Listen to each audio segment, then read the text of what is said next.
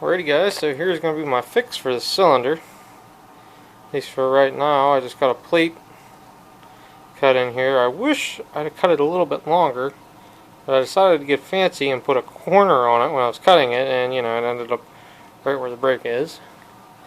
But I think it'll hold pretty good, because it's tight the whole way in the back too, so pretty much just needs to bridge the gap and hold about what are these, 20, are they 20 foot-pounds or are they 20 inch-pounds?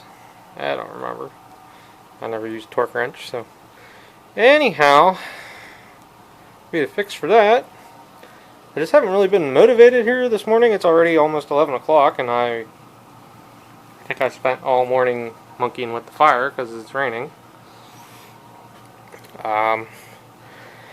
So, pull this cylinder off. The nice thing is, the cylinder is not junk, but bore it 30 over from 20 over, which it may already be close to 30 over, so it may or may not be decent. I don't know. They make bigger pistons nowadays. You can go clear up to 60 thousandths, but I still wouldn't recommend that for a work tractor. Then that'd be a good bona fide show tractor, which my tractors are part work, part show sort of tractors, because they don't work 8 hours a week or anything, or 8 hours a day, but they do work when they do work. So, anyhow, guess I'm going to do that. I have no real reason to show it. The other thing I'm going to do is I'm going to switch the magneto out on this tractor, because the impulse on it doesn't actually spark at impulse. You have to crank it up, kind of give it a good sharp snap pull, and it'll fire and light right off. But I have another Bendix magneto. This is set up. It has the Wyco style coupler on it, so I gotta make up my mind, see if I got another Wyco that'll work on here. Bendix would be age appropriate, but at this point I know the motor is not original or nothing, so I don't really care. Yeah, so at least that's what I'm thinking, and I'll go from there.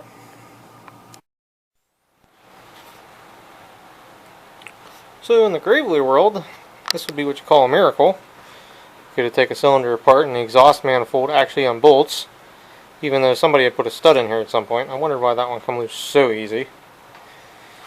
But things with Big Blue here keep getting more interesting. Check out this piston, guys. Check this out. I swear this piston has been welded. I'm almost 100% sure. I'm going to take this piston out of here and look at it, but this is kind of normal. This is what you expect to find if the piston was put in backwards like this one.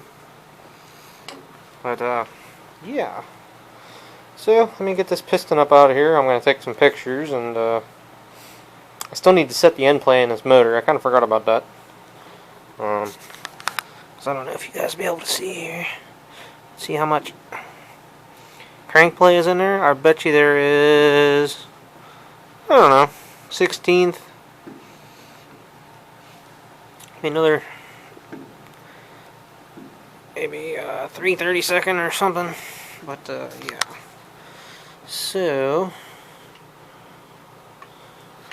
now the rod in this, the rod is tight.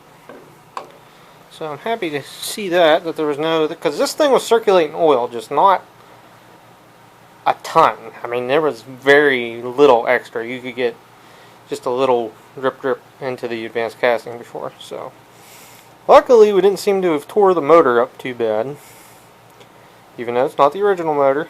Because I'll be honest guys, if I'd have tore this down and this rod would have been loose, the idea was put the other original style low volume oil pump lock on this, and that would have made this tractor original enough, you know. I guess I could still do that, but I have no reason to at this point. Big Blue is Big Blue. I know Big Blue is not original. It has been screwed with a lot, I'm gonna say. So let me get that done. I'm going to take some pictures because I've been posting this on the Gravely Tractor group on Facebook. with the saga I got going on. I got cylinders coming out of my you know what. So, alright. See how far we can get here. I guess I'm still going to have to take that oil pump cover off. I didn't want to, but anyhow, here we go. The more and more I pay with Big Blue, well, sorta, play with Big Blue here, the more and more interesting things keep getting. This piston was legit welded. And if you guys can see, it's cracked the whole way down in there. Why in the heck would you weld a... Makes no sense to me, guys. No sense.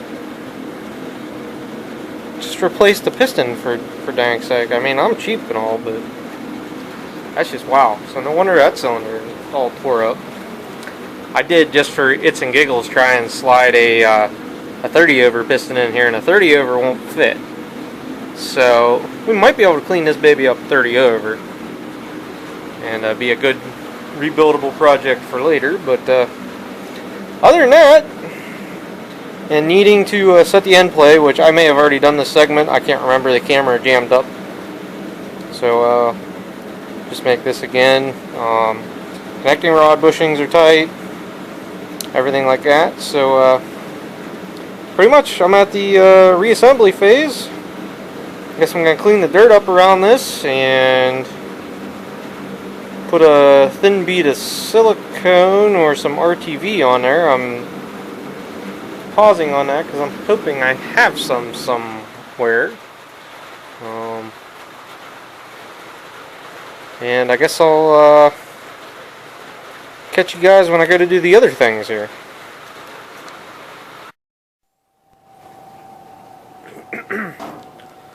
Alrighty guys, so got her all pretty much put back together. I'm to the point of putting the cylinder head on. I got all the end play out of the crank. I put another Bendix mag on here because the other one I was having, the impulse wasn't working on it. And this Bendix mag here I had on that tractor initially to get it running. And I know the impulse and everything works great on it. See if you guys can see it. I saw it in person, but I couldn't tell if the camera saw it. One more time.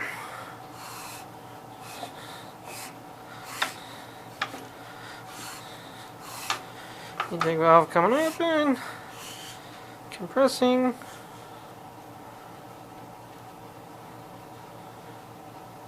See. Okay. Well, I know you guys saw the spark tester anyhow, but working good.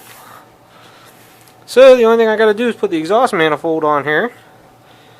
Drop the handlebars, gas tank, and fan shroud down. Hook the cables and the fuel line and the oil pressure line up. Or the line to the oil pressure gauge. Still don't know if that gauge works, but anyhow. And we'll be good to go here. Hopefully the camera is working, because I just had one heck of a time getting it to get out of its autofocus zoom locking up mess. I don't know. Sony's tend to do this, and I think I've gone through at least 6 of these cameras, about one every year, roughly. I'm to the point now I think I am just, I'm done with it. I'll keep recording YouTube videos until this camera dies completely, because it's just getting annoying. So, finish this up, guys. And I will catch you, I guess, when I try to start it.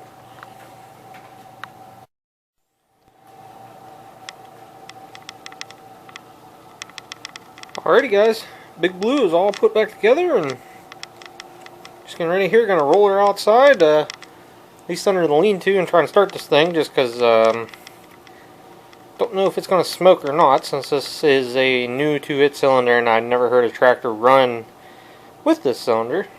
But should at least run, I hope. I really hope so, because it's turning into like a 2-minute ordeal to turn the camera on, because the lens keeps jamming up. I don't know why. It zooms just fine. It's like the autofocus is screwed up or something, and then it jams up and tries to go in and out, and It's a whole bad ordeal, as you guys can see. So anyhow, let's get Big Blue outside and see what happens.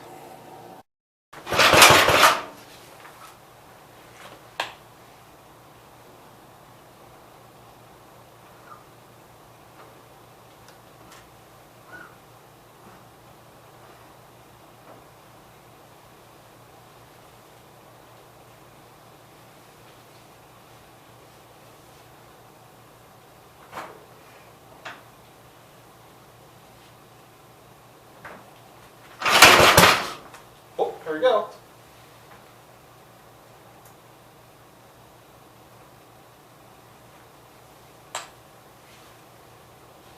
Hit once, she'll go now, boys.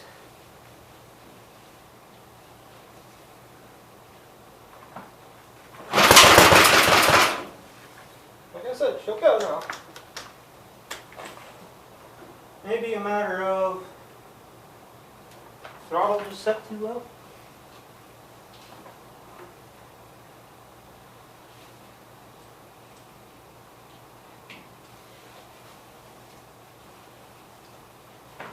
Okay, here we go.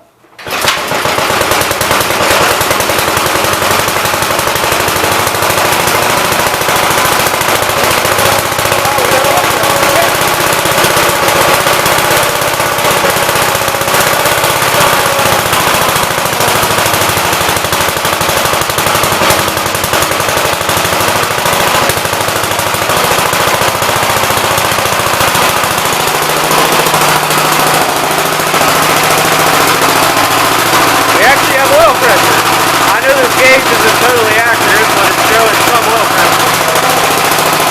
Awesome! We're leaking oil pretty good at the oil pump. Well, pretty good for that.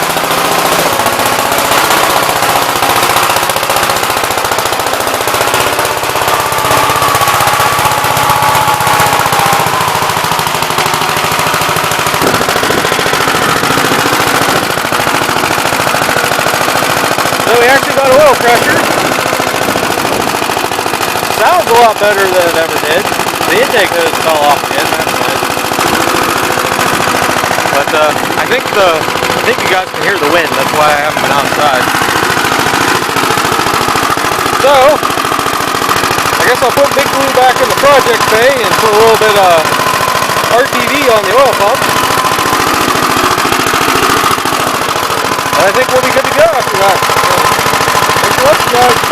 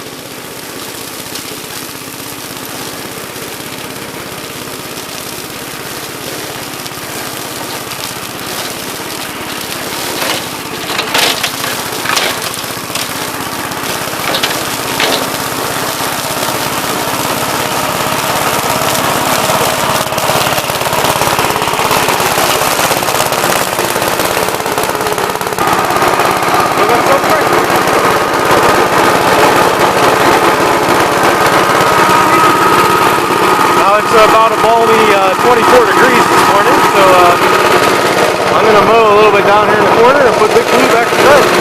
And then we'll move on to the next project.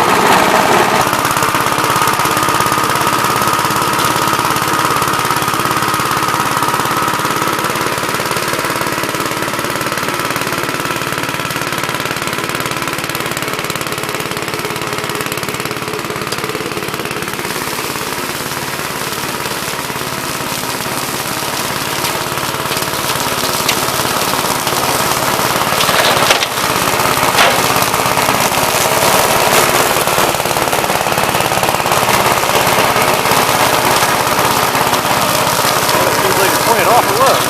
Yep.